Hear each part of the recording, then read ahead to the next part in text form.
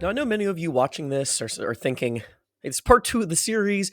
Let's get to the good stuff. Give me the details about how I can run better Facebook ads. And I promise we're going to get to that in these next videos.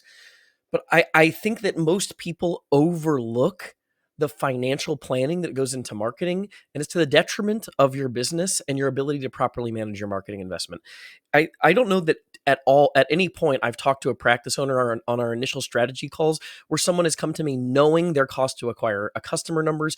Many of them don't know their cost per lead numbers. They don't know their conversion rate of lead to booked appointment. And you have to understand these numbers and these benchmarks so that you can be confident in your marketing investment and to ensure that it's producing a satisfactory return and a satisfactory result.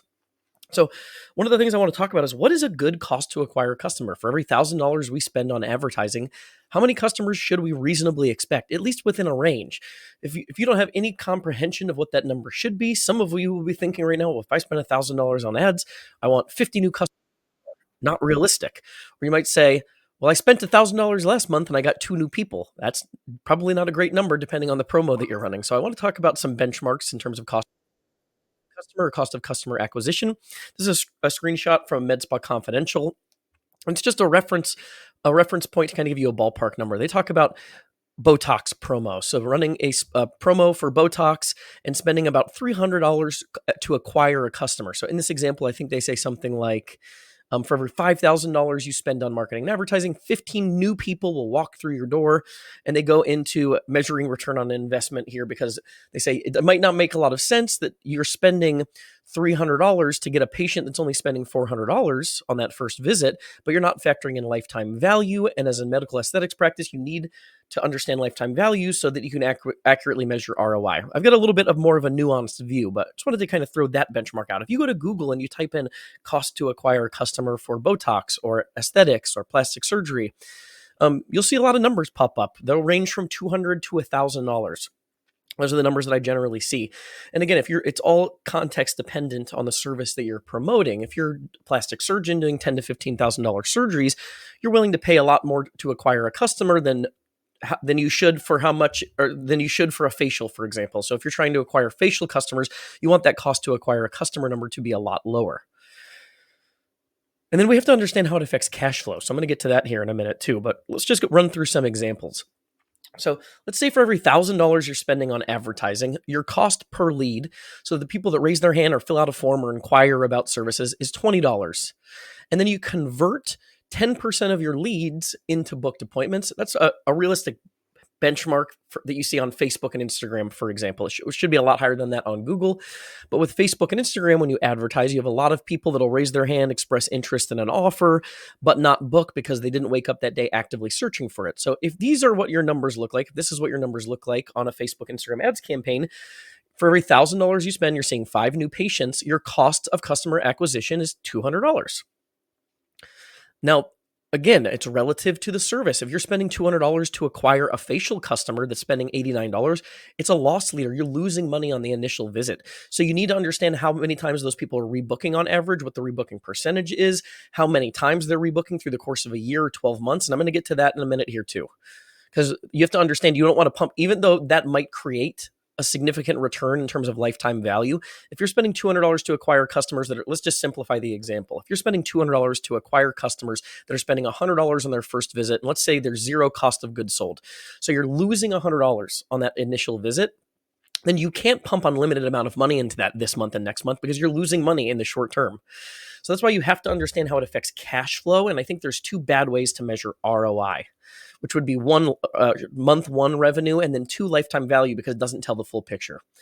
So the other thing I want to mention is how important optimization is. So I talk to the people that are running ads, and they say, hey, I'm running ads. I think they're going okay.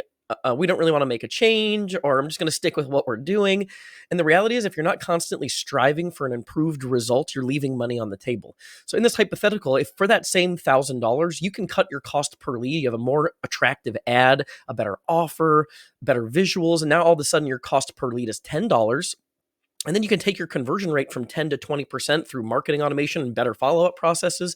You're now seeing 20 new patients for every $1,000 in ad spend. That's a 4x improvement. So you have to obsess over these numbers, and you have to know these numbers. Otherwise, you're probably leaving money on the table each and every month.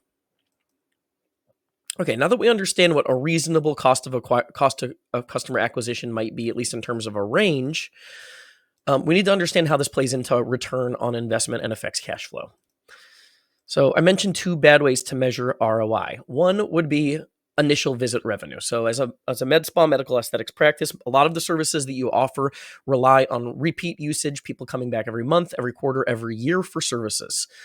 And it would be really silly to say, hey, I spent $1,000 on a Botox ad. I got 10 new people in the door. My cost to acquire a customer was $100, but the average person is spending $350, and then I've got cost of goods sold, so I'm barely making any money off this campaign. You should have a lot of those people rebooking, upselling, cross-selling into other services, and within a month or two, if not immediately, you should have a pretty significant return on investment. It only grows as time goes on. So your return on investment grows as time goes on. So we don't want to just look at lifetime value either, because lifetime value is an incomplete picture that doesn't explain cash flow. If we say that the average client is worth $5,000 lifetime, and we spent $1,000 to get, let's say, 10 new people through the door, let's just say 5. So we spend $1,000 to get 5 new people through the door. And I say, hey, average lifetime value is going to be $5,000. So we have a $25,000 return on our $1,000 ad spend, right? That's not really helpful because it doesn't tell us when we see that money. Are we seeing that today? No. Are we seeing that all in 6 months? No, it's lifetime value. How long does that go on? In perpetuity. There's no real end point to it. So what we like to do instead is we come up with this middle ground. It's a MedSpa ROI calculator that I developed. And basically what this is allowing you to do, and I've got this available as a free download. I'll make sure that's linked in the video description when you're watching this video to download the MedSpa ROI calculator. But what it allows you to do is put in the monthly marketing investment, put in how many leads you're getting for that investment, add your close rate. So how many of the leads are you converting into booked appointments? And then how much is that person spending with you on average through the course of the year? And it breaks it down so you can see how a specific ad campaign will affect your monthly recurring revenue, assuming you're hitting those projections. So you can play with those numbers, try to put in numbers that you think are conservative, play devil's advocate. Don't throw in the best case scenario numbers, throw in numbers that are a little bit lower so that you can conservatively project and hopefully outperform that result. But again, I think this is a really helpful tool to help you measure return on ad spend and have confidence in your marketing investment here in 2024.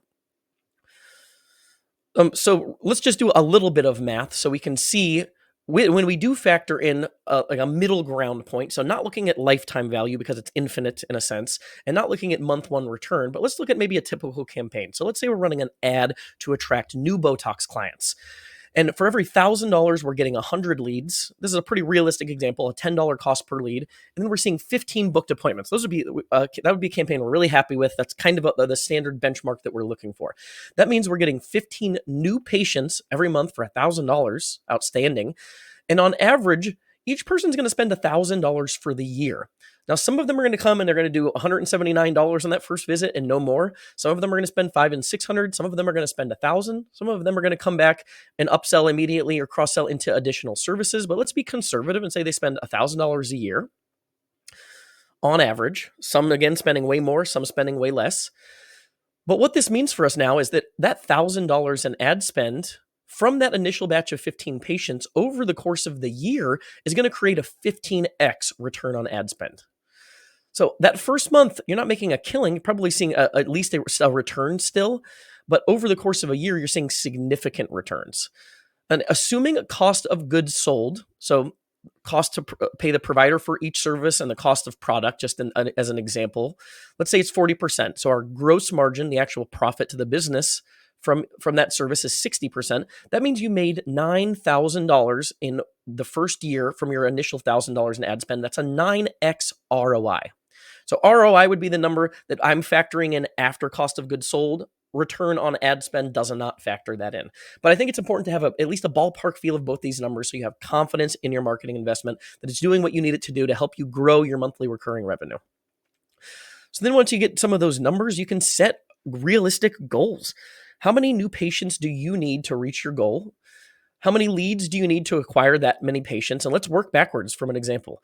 So let's say your goal in 2024 is, we're sitting here in January as I'm making this video. And let's say by December, you could move the timestamps here as you're watching this video. If you're watching it in August of 2025, plan a year from now. But let's say 12 months from now, you want to be doing $25,000 a month more in monthly recurring revenue than you're doing now. So let's say you're at 75 and you want to be at 100. That's your goal. Well, if the average patient is worth $83 a month in revenue, we're going to need to add 300 new patients to achieve this goal by the end of 2024. So grow our patient database by 300. That comes out to 25 new patients per month. And if we know for every $1,000 we spend in ads, we get 15 new patients from an ad campaign. That means we need to spend $1,700 on that specific ad to reach that goal. And then that's like a 12-month growth goal. And then anything else is icing on the cake for return on investment after that initial year. But that gives us a really good blueprint for how we can achieve a monthly recurring revenue growth goal. And I think that's a better way to do it instead of looking at annual, because in a given month, you can see how the accumulation of patients is affecting your revenue. In the course of a year, it's hopefully having a snowball effect. So by the end of the year, that number should be more significant and more impressive than it is the first month, the third month, and so on. Okay, so in this next video, we're going to talk about a problem a lot of people face when it comes to advertising, and that's that a lot of leads won't book appointments. People that inquire, especially from Facebook and Instagram, are not going to acquire. 80% or more of your Facebook leads are not going to book with you realistically, no matter what you do. You do not want your staff wasting time chasing down bad leads that weren't serious. So we need to figure out a way to pre-qualify leads. But we know we still need to be aggressive and consistent in our follow-up process. If you fill out lead forms, and I challenge you to do this, if you see an ad from one of your competitors that you know is one of the bigger players in the market, maybe fill out a lead form and see what their follow-up process looks like. Because what you'll notice is the people that are doing this really well, day after day, week after week, they're following up with you until you tell them you're not interested anymore or you're ready to book that appointment. So we know we need to be aggressive and consistent in our follow-up, or we're going to be leaving money on the table. And the reality is, leads that aren't followed up quickly on social media, they go cold quick. These people did not wake up today actively searching for your service. So if we're not communicating with them when they're in the mindset that they're thinking about this service and contemplating moving forward, we're missing an opportunity to convert more of those leads. When we look at this, our clients that are communicating quickly, I'm going to show you how to do that via automation, but the clients that communicate quickly with prospects have much higher conversion rates. So we also want to make sure we're following up diligently. I say a minimum of 5 to 7 times. We see all the time when we look at our lead follow-up process that it's the 6th, 8th, 10th touch point where people are actually converting and beyond. I'm also going to explain why we want to lean on text message instead of phone call or email to communicate with prospects. I think that text messages, we can still create an obligation to respond. If you ask a question to someone in a casual text message, they're feeling a little bit of tension if they don't respond or give you an answer. Whereas people are used to just tuning out phone calls, not calling people back, letting the phone ring go to voicemail, and not responding or opening emails, not responding to or opening emails. So we're going to talk about the systems that we use and the tools that we use to do some of this in this next video. So stay tuned. We'll see you on the next one.